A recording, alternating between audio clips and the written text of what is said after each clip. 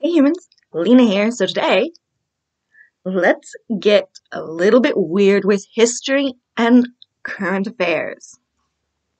So first I want to talk a little bit about viruses. There's some viruses where it's spread from a person's saliva, from their touch, and then there's some that's spread in the air. So today we've got two different viruses. You got typhoid and COVID. So historically, we have Typhoid Mary, who was a baker, and she was a vector, okay? She was a carrier of typhoid, meaning she was asymptomatic. She didn't show symptoms. She had no idea she was sick. She had no idea she could spread it.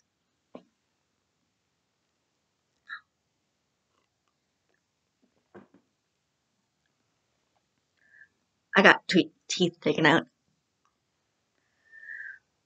But, so she continued to bake her breads, her delicious treats, all that goodies. Yummy! And unintentionally was spreading typhoid, creating an outbreak. Now, back then, people were not as skilled at understanding viruses and sickness as we are today. So eventually what happened is when they figured it out that everybody who was getting sick had got bread from her food, had gotten some sort of baked good from her bakery, well, they shipped her off to an island along with all the other people who were sick. Plague islands, they were a thing. Let's not have that happen again. And, well, she continued to bake goods there as people continued to die. And I'm fairly certain she lived out the rest of her years on that island. Alone. So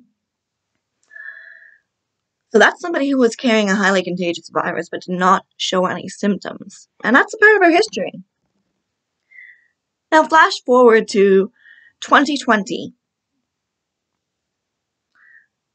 On the night of the full moon, the world discovers that Trump gets a diagnosis, I'm told, of being positive for coronavirus.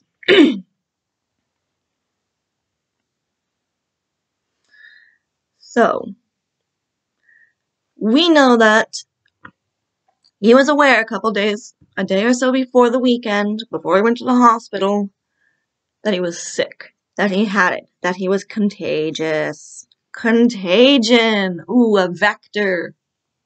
Not a good thing to be.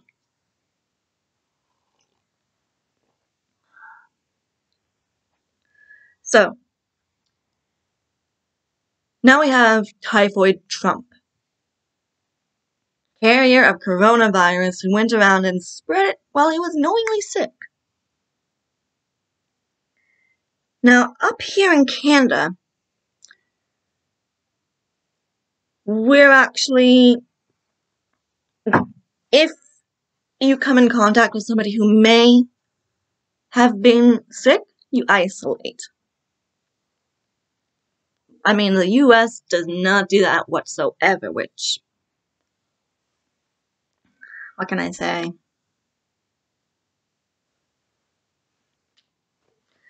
So now we have Trump, who's in the White House, who's been spreading it because he refused to wear a mask, and could be contagious for as long as, well, 14 days. Imagine that. All of those rallies. All of those meetings with officials, with governors, with press. All of that. All of those people coming in contact with him, being in the same room with him.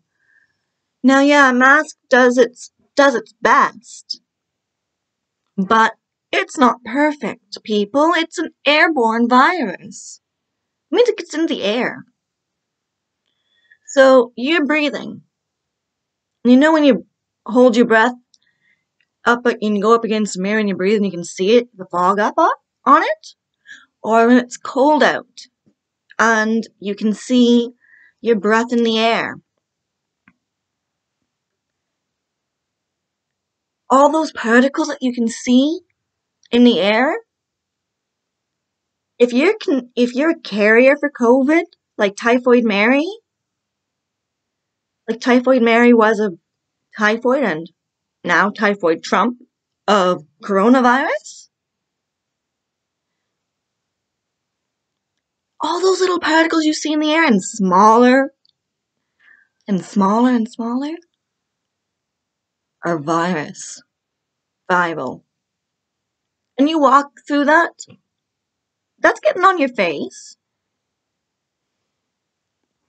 Now, viruses, my understanding of them, is that they do not just stay still, okay? They move. So you walk through something like that, right?